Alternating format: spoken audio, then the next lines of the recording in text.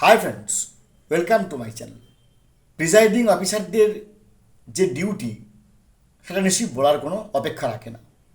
অর্থাৎ একটা আলপিন থেকে শুরু করে কন্ট্রোল ইউনিট পর্যন্ত, ব্যালট ইউনিট পর্যন্ত বা ভিভিপ্যাট পর্যন্ত তাকে সব কিছু তার কাস্টোডিয়ান বলতে গেলে প্রিজাইডিং অফিসার।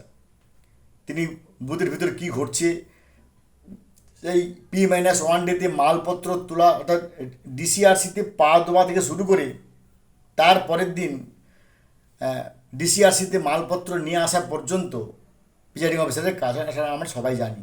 কিন্তু এইবারে প্রিজাইডিং অফিসারকে একটা অতিরিক্ত কাজ দেওয়া হয়েছে, যেটা কিন্তু 1951 সাল থেকে আজ পর্যন্ত 1951 সাল থেকে আজ পর্যন্ত যে নিয়ম ছিল না, প্রিজাইডিং অফিসারের উপর আরও একটা অতিরিক্ত ডিউটি অ্যাসাইন করে দেওয়া হলো। কী সেই ডিউটি, আসুন আমরা ব্যাখ্যা করি। তার আগে অবশ্যই অনুরোধ করব, দয়া করে আপনার চ্যানেলে সাবস্ক্রাইব করবেন, লাইক করবেন, কমেন্ট করবেন এবং ভালো লাগলে শেয়ার করবেন। আমরা কি করেছি না, polling agent, relieving agent, movement sheet আমরা বানিয়েছি এবং সেই মুভমেন্ট সিট কিন্তু অনেক দিন আগে থেকে আছে।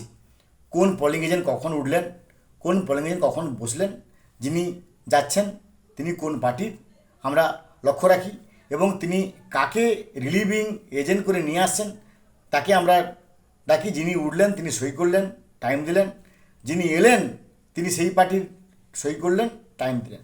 এই হচ্ছে আমাদের বিধিবদ্ধ নিয়ম, যেটাকে নাম হচ্ছে polling agent, relieving agent, movement sheet. এটাকে আমাদের জমা দিতে হয় রিসিভিং সেকশনে। কিন্তু এইবারে একটা অতিরিক্ত নিয়ম কি করেছে না, কোনো পলিং এজেন্ট যদি বুথ থেকে বেরিয়ে যান, প্রিজাইডিং অফিসারকে লক্ষ্য রাখতে হবে তিনি কখন বেরোচ্ছেন। যখনই আধ ঘন্টা পেরিয়ে যাবে, 30 মিনিটের বেশি ক্রস করে যাবে, ধরুন রাম মান্না বলে কোনো একজন পলিং এজেন্ট, তিনি 7টার সময় ভোট শুরু, তিনি 7টার সময় ছিলেন, তিনি 9টার সময় বললেন যে ভাই আমি একটু বাইরে যাব, কি আমার কাজ আছে, স্বাভাবিক তিনি যেতেই পারেন। এবার তার কোনো রিলিভিং এজেন্ট এলেন না, তিনি একাই পলিং এজেন্ট, তার রিলিভিং এজেন্ট এলেন না বা আছে কিন্তু তার রিলিভিং এজেন্ট আসছেন না। এবার তিনি যাবার পরে তিনি হয়তো 9:10 গেছেন, যেই 9:40 হয়ে গেল, তাহলে প্রিজাইডিং অফিসারের উপর একটা দায়িত্ব কি না, সঙ্গে সঙ্গে প্রিজাইডিং অফিসারকে লক্ষ্য রাখতে হবে যে তিনি শেষ কোন সময় উঠেছেন। আধ ঘন্টা পেরিয়ে গেছে মনে, কমিশনার এটাকে ধরে নিয়েছে যে one type of criminal intimidation. অর্থাৎ তাহলে কি ওই পলিং এজেন্টকে কেউ থ্রেট দিয়েছে, কেউ ভীতি দেখিয়েছে, কেউ ভয় প্রদর্শন করছেন, কিংবা তাকে আসতে দিচ্ছেন না। সঙ্গে সঙ্গে প্রিজাইডিং অফিসারের কাজ হবে, আধ ঘন্টা পেরিয়ে গেলে তিনি ফোন করবেন সেক্টর অফিসারকে, এসো। সেক্টর অফিসার কিংবা অ্যাসিস্ট্যান্ট সেক্টর অফিসারকে তিনি ফোন করবেন। এবার যিনি আছেন অ্যাসিস্ট্যান্ট সেক্টর বা সেক্টর অফিসার, তিনি ফোন পাওয়ার সঙ্গে সঙ্গে তিনি বলবেন যে ওই ব্যক্তির সম্বন্ধে খোঁজ নিতে আপনি সিআরপিএফকে বলুন বা সিআইএসএফকে বলুন, বা যিনি দায়িত্বপ্রাপ্ত আছেন তিনি, অর্থাৎ তিনাদের কানে এই ব্যাপারটাকে আপনি ফেলুন। অর্থাৎ আমি ব্যাপারটা একটুখানি বুঝিয়ে বলছি। আপনার রামপুর 121 রামপুর প্রাইমারি স্কুলে ভোট হচ্ছে, রামপুর সেখানে রাম মান্না 9:10 উঠে গেলেন, 9:40 হয়ে গেছে, সঙ্গে সঙ্গে 9:41 আপনাকে ফোন করতে হবে সেক্টর অফিসারকে। সেক্টর অফিসার যে ব্যাপারটা জানলেন, তিনি আপনাকে বলবেন যে ঠিক আছে, তাহলে এই ব্যাপারটা আপনি ওখানে বুথে পাহারা দিচ্ছে যে সেন্ট্রাল বাহিনী, সেই সেন্ট্রাল বাহিনীর কানে ফেলুন। সেন্ট্রাল বাহিনীর কানে গিয়ে আপনাকে ফেলতে হবে যে দেখুন আমার রাম মান্না বলে একজন পলিং এজেন্ট, তিনি 9:10 উঠে গেছেন, 9:40 হয়ে গেছে, আধ ঘন্টা পর্যন্ত তিনি আসছেন না। আমি সেক্টর অফিসারকে বলেছি, সেক্টর অফিসার বলেছেন যে আপনার সঙ্গে এই ব্যাপারটাকে ফেলে দিতে, মানে কানে ফেলে দিতে। সঙ্গে সঙ্গে সেই যিনি আছেন কেন্দ্রীয় বাহিনী, সে সিএপিএফ হোক বা সিপিএম ফোর্স হোক বা সিআরপিএফ হোক, যিনি আছেন বা বিএসএফ, তো তার কাজ হবে এবার সঙ্গে সঙ্গে ওই পলিং এজেন্টকে তিনি খুঁজতে বেরোবেন। কেন খুঁজতে বেরোবেন না, অতীতে দেখা গেছে যে 2 ঘন্টা 3 ঘন্টার বসার পরে অনেক পলিং এজেন্ট বুথ থেকে পালিয়ে যান এবং তিনারা পরে বলেন যে আমাকে বুথে বসতে দেয়নি, আমি বুথে বসতে চেয়েছিলাম, আমাকে বুথে বসতে দেয়নি, এখানে এই রিগিং হয়েছে, সেই রিগিং হয়েছে, আমাকে ভয় দেখিয়েছে।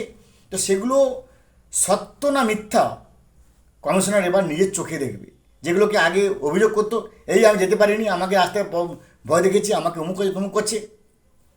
কিন্তু আগে আমি বলেছি যে এটা 2026-এর ভোট হচ্ছে, 1951 সাল থেকে যে ভোট আমরা দেখে এসেছি তার সঙ্গে এবারে আমূল পরিবর্তন। যদি এইবারে আপনি ভোট করেন, আপনি বুঝতে পারবেন যে এই এই ভোটটা আপনার সারা জীবন আপনার কাছে একটা স্মরণ হয়ে থাকবে, যে এটা একটা মানে 1951 সাল থেকে 2026 পর্যন্ত যে নিয়ম, সে নিয়ম টোটাল আমূল পরিবর্তন। কারণ এর আগেও আমি ভিডিও করেছি, এটাকে চক্রব্যূহ তৈরি করেছে। তো যেই মুহূর্তে পলিং এজেন্ট থাকবেন না, সঙ্গে সঙ্গে তাকে খুঁজতে বেরোনো হবে। এবার কে খুঁজতে বেরোবেন না, তিনি দায়িত্বে আছেন বুথে, তিনি তার ডিপার্টমেন্টকে ফোন করবেন।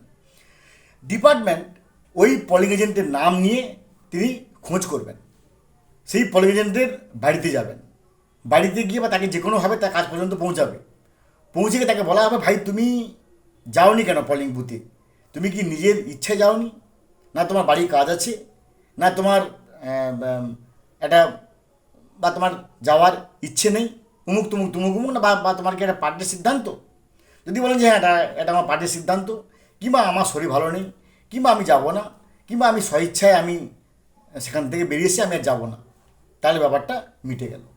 যদি একবার সেই পলিং এজেন্ট বলে যে না, আমাকে ভয় দেখিয়েছে, ভীতি প্রদর্শন করেছে, ক্রিমিনাল ইন্টিমিডেশন দিয়েছে, উমুক তুমুক তুমুক উমুক, সঙ্গে সঙ্গে অ্যাকশান শুরু হয়ে যাবে।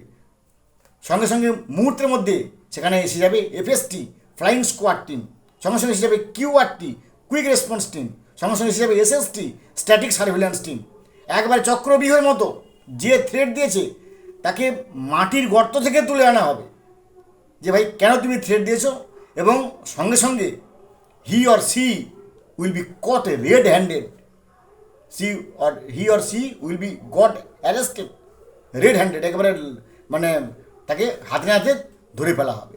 ফলে যে সমস্ত মানে কি বলবো, লুমপ্যান্টরা, গুন্ডারা, ভোট লুটেরা,